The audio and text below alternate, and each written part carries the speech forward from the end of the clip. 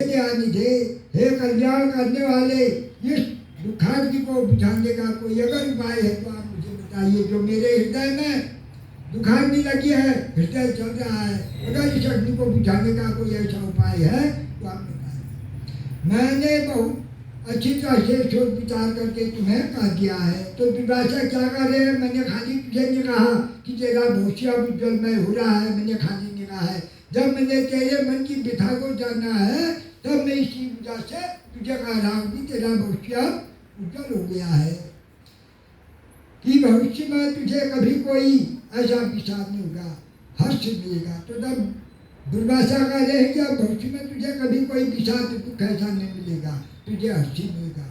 और न तेरी माता ही है, और न तेरे पिता ही है, और न कोई तेरे भाई है, न बंधु न बांधव है जो तुझे धैर्य प्रदान करके अतः काष्ठ सागर से पीड़ित होकर के कैसे जीवित रह सकता है। तो तुझे ऐसा मिलेगा, न तेरे बंधु है, बांधव है, भाई है, भगने कोई नहीं है। तूने बड़े धैर्य धारण के साथ पिता के आश्रम में, अपने मेघावी जिसके आश्रम में अपना जीवन व्यतीत कर रखा है, तो जिस साथ तू रह रही है तेरा दुख दूर होगा, तेरा भविष्य बड़ा उज्जवल होगा। अगर तो उन्हें आशीर्वाद तो दिया है। तो जब क्या कर रहे हैं, जिस दिशा की ओर मेरी दृष्टि बढ़ती है वहाँ सुना ही दिखाई पड़ता है। इसलिए एक बात सुनी कुल श्रोमणी, शीघ्र ही तुम मेरे दुख के निवारण का कोई उपाय करो। तो अब फिर भी कह रही है कि आपने मेरे हृदय में जो विरह पीड़ा जली हुई है, अग्नि की ज्वाला, मेरा मन हृदय अग्नि ज्वाला से जल रहा है, तो आपने ऐसा कर दिया। मैं तो अपने भविष्य को कहीं उज्ज्वल नहीं देख रही हूँ, अपने भविष्य को अंधकार में ही देख रही हूँ। चारी ओर चार जो दिशाएं, पूरा पश्चिम उत्तर दक्षिण, मैं चारों दिशाओं में अपने भविष्य को अंधकार में ही देख रही हूँ, सुना ही मुझे दिखाई दे रहा है। इसलिए एक मैं सुनी कुल श्रोमणी, शीघ्र ही मेरे दुख के निवारण का अगर कोई उपाय है तो आप कीजिए। वह कन्या ऐसा करे। दुर्वासा, कोई भी व्यक्ति मेरे साथ विवाह करने के लिए तैयार नहीं हो रहा है। मैं जंगल में हूँ, अकेले हूँ, अब बगैर माता पिता वाली के साथ विवाह करने के लिए कोई तैयार नहीं है। कह रहे न तो तेरी माँ है, न बाप है, न बंधु है, न बांधव है, न भगनी है, अकेले है, तो तेरे साथ उनकी बात नहीं करते, ऐसा कह रहे हैं। तो अब मैं क्या करूँ? मैं अपने चारों को अपने भविष्य को अंधकार सीधे देख रहा हूँ। ऐसा हुआ दुर्वासा मुझसे इस तरह से कन्या कह रही है, यह समय पर विवाह नहीं हुआ तो मैं अपने धर्म से भ्रष्ट हो जाऊंगी। तब कह रही है अगर मेरा विवाह समय से नहीं होगा तो मैं अपने धर्म से भ्रष्ट हो जाऊंगी, मेरा कुआरापन भी नष्ट हो जाए, ऐसा कह रही है। जितना मुझे बड़ा डर हो रहा है तो इसलिए मुझे बहुत भारी है डर, सुधारा, ऐसा कर रही है। तन्म्या जायते निद्रान रुचि भोजिते मम ब्रह्मन् मुहूर्ते रम्भे चीते निश्चयोधुना इत्युक्तां सुमुखी बाला विरामं तदग्धतः दुर्वासा स्वादिपार्थं च विचार क्रोधताम्।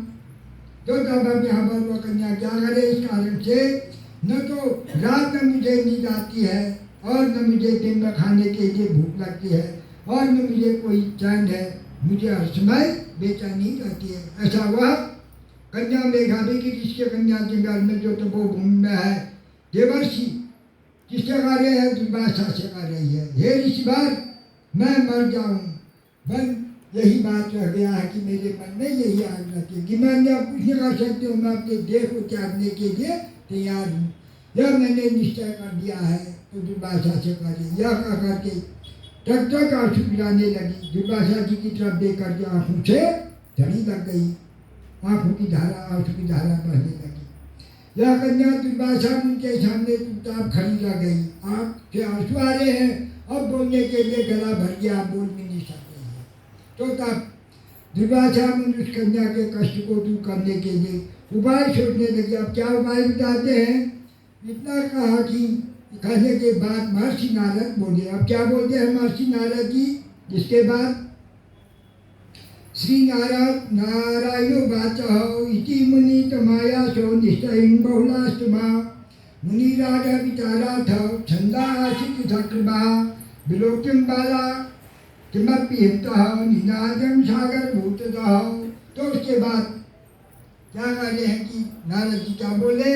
नारायण क्या बोले? इस प्रकार से नारायण बोले, इस प्रकार से इस कन्या की बात को सुनकर और उनका अभिप्राय समझ करके अति क्रोध करने वाले मुंजरादी बादशाह ने उस कन्या का कल्याण विचार करके अच्छे दृष्टादृष्टि से उसकी ओर से करके कुछ सारभूत बात को बताइए। नहीं तो विभाषा में तो शनिवार में क्रोधित हो जाते थे। फिर उनके साथ तो पूरे उनके शिक्षक गण आदि चलते हैं हजारों की यात्रा में। तो जिससे जो कहते हैं अगर उनके मन की कोई नहीं करता है तो दुर्भाषा साथ देते हैं। हमारे यहाँ भी करने का ऐसा है तो दुर्भाषा जैसे ना हमारे आदमी का ये कैसा है दुर्भाषा जैसा क्रोधित है। इतने क्रोधित थे शंकर के ही अवतरित थे। भगवान शंकर के कैलाश में रहते थे। तो तब भगवान नारायण ने कहा कि उस कन्या की तरफ जब देखकर होकर के कन्या दुर्वासा जी के मुँह को देखी थी, आंखों से आंसू की झड़ियाँ लगाई थी और गला भर गया, बोल नहीं सक रही थी। जितना बोलना था बोल दिया। तो दुर्वासा मुनि ने कन्या के कल्याण के कार्य विचार अति शीघ्र सोच करके उसकी तरफ देख करके उस बात ने कही। कन्या से क्या कही अब ये देखना। श्री वृंदावन पुराणे पुरुषोत्तम मास महात्म्य ने दुर्वासा संत गौतम नाम 9वां अध्याय हो।